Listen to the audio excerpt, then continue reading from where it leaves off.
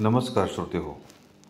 आज रथसप्तमी, सूर्य उपासनेचा एक पवित्र सण आहे. ऐकूयात या रथसप्तमीबद्दल थोडीशी माहिती. रथसप्तमी हा हिंदू धर्मातला एक अत्यंत पवित्र आणि महत्त्वाचा सण. माघ महिन्याच्या शुक्ल पक्षातल्या सप्तमीला हा साजरा केला जातो. हा सण विशेषतः भगवान सूर्यनारायणाच्या उपासनासाठी प्रसिद्ध आहे. हिंदू पंचांगानुसार हा दिवस सूर्यदेवाच्या उत्तरायण गतीचा प्रतीक मानला जातो आणि त्याला सूर्य जयंती असंही म्हटलं जातं. सूर्यदेवतेच्या कृपेनं आरोग्य, संपत्ती आणि दीर्घायुष्य लाभतं असं या सणामागचा धार्मिक विश्वास. तसं बघायला गेलं तर हा आदित्य पृथ्वीवरील सर्व जीवसृष्टीचा आधार आहे. त्याच्याच प्रकाशामुळं पृथ्वीवर जीवन आपण जगू शकतो आणि याला प्रत्यक्ष देवता मानलं गेलं आहे, कारण तो डोळ्यांनी दिसणारा आणि प्रत्यक्ष अनुभवता येणारा देव आहे. नवग्रहांमध्ये सर्वात महत्त्वाचा हा सूर्यदेव असून त्याला आदित्य, मित्र, भास्कर, दिवाकर, प्रभाकर अशा अनेक नावानं संबोधलं जातं. सर्वसाधारणपणे संक्रांतीनंतर सूर्याच्या उत्तरायण गतीला प्रारंभ होतो आणि हे उत्तरायण म्हणजेच सूर्य दक्षिण गोलार्धातून उत्तरेकडे वाटचाल करू लागतो.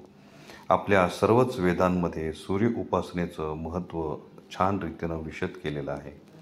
या रथसप्तमी दिवसाला सूर्याच्या ऊर्जेशी संबंधित असल्यानं तो आपल्या आयुष्यामध्ये सकारात्मक बदल घडवतो असा विश्वास आहे.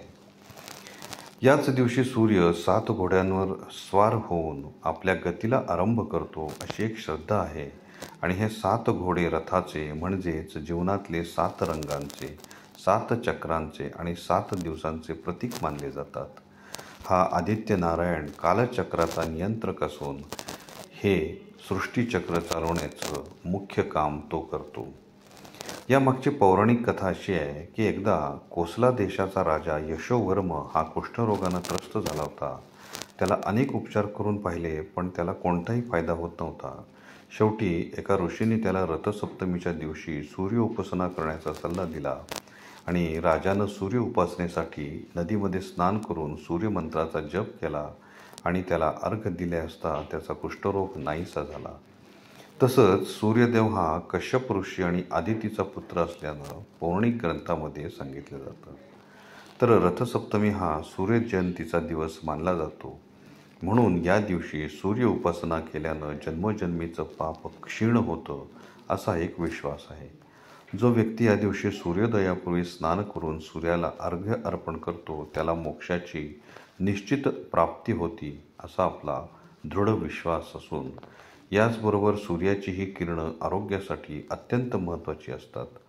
प्राचीन काळामध्ये भारतात योग आणि आयुर्वेदाच्या मदतीनं सूर्य उपासनेला आरोग्यासाठी अत्यंत महत्त्व दिलं जातं. याचं मुख्य कारण म्हणजे आजही डॉक्टर या सूर्यप्रकाशाच्या मध्ये किती प्रकारचे व्हिटॅमिन्स आहेत आणि तो आपल्या आरोग्यदायीसाठी किती महत्त्वाचा आहे हे सांगतात. कुठेही न मिळणारं D3 व्हिटॅमिन हे कोवळ्या सूर्यप्रकाशामध्ये मिळतं आणि ह्या ऊर्जेमुळेच आपण आपलं जीवन जगू शकतो. त्याच्याबरोबरच शेतकऱ्यांसाठी सुद्धा हा दिवस अत्यंत महत्त्वाचा असून याच्या प्रकाशामुळं शेतीला पोषण मिळतं आणि रथसप्तमीला निसर्गाशी आणि शेतीशी जीवनाच्या चक्राशी जोडलं गेलं आहे. या दिवशी सूर्योदयापूर्वी स्नान करून सूर्याच्या उगवतीला तांब्यामध्ये स्वच्छ पाणी भरून त्यात लाल फूल, तुळशीपत्र टाकून सूर्याला अर्घ्य अर्पण करतात. यावेळी ओम ह्रीं श्री सूर्याय नमः हा मंत्र जपला जातो. त्याचबरोबर ग्रामीण भागात आजही घराच्या अंगणामध्ये अग्नी पेटवून त्यामध्ये सूर्यनारायणासाठी दूध ठेवून हे उतू घालवलं जातं. त्याचबरोबर महाराष्ट्रामध्ये या रथसप्तमीला छोटी संक्रांतही म्हटलं जातं आणि महिला हळदी कुंकू देऊन एकमेकीचा गौरव करतात. तसेच पुरुष मंडळी पण संक्रांतीला म्हणजेच रथसप्तमीला तिळगुळ देऊन हा सण साजरा करतात. तर श्रोते हो, ही होती रथसप्तमीची माहिती. आपण पण तिळगुळ घ्या आणि गोड बोलत राहा आणि सदैव रेडिओ मराठी तरंगाचे कार्यक्रम ऐकत राहा. खचितच कळवत राहा हा कार्यक्रम आपणास कसा वाटला. माझा नंबर आहे 9923359609. धन्यवाद.